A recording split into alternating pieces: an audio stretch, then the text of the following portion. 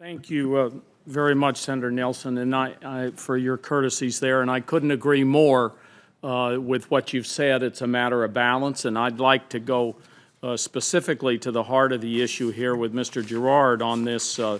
The industry is advocating under a Congressional Review Act that we repeal the Bureau of Land Management's methane and waste prevention rule, as you know.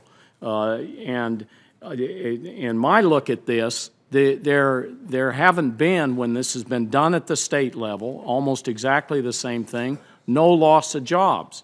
Do you know how much taxpayer-owned natural gas has been wasted, that is vented, flared, and leaked since 2009?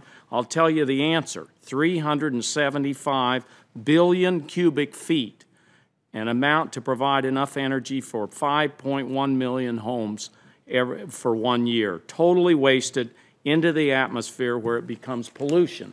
This right here, this photograph, this is gas, as you know, being flared. So every bit of that that's being flared into the air is wasted. And when it goes into the air, it becomes pollution.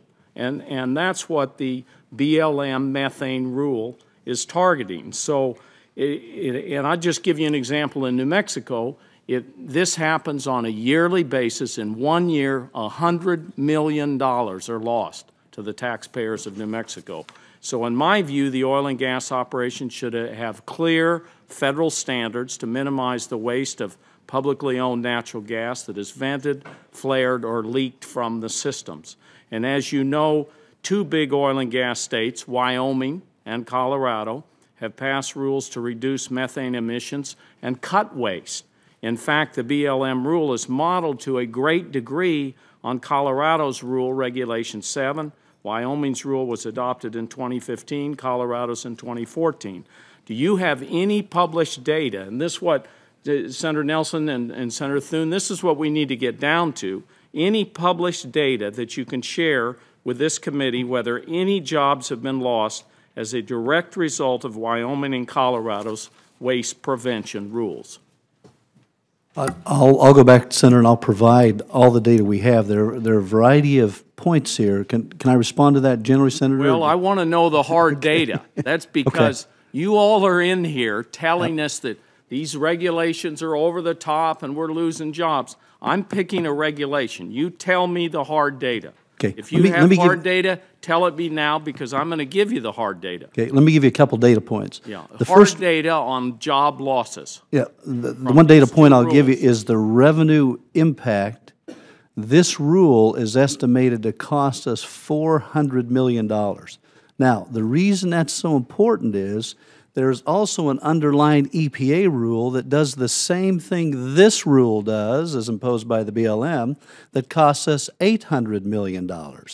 Our point here, Senator, we might agree on this one. A good state like yours, a big energy producer, you've now got three regulatory bodies looking at the same issue. You've got the state, you've got the EPA imposing a federal standard. I might add something we collaborated with the agency on to develop best practices as they sought to regulate methane.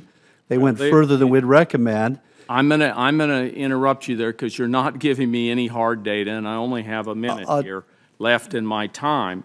There's no evidence there have been any job losses in Colorado as a result of Regulation 7. And also, the Colorado Business Review in 2016 took a look at this issue and found that there wasn't any job losses. Mr. Chairman, I'd like to enter into the record a letter that I'm sending today with over 20 senators to the Senate leadership and the Energy Chair and Ranking Member.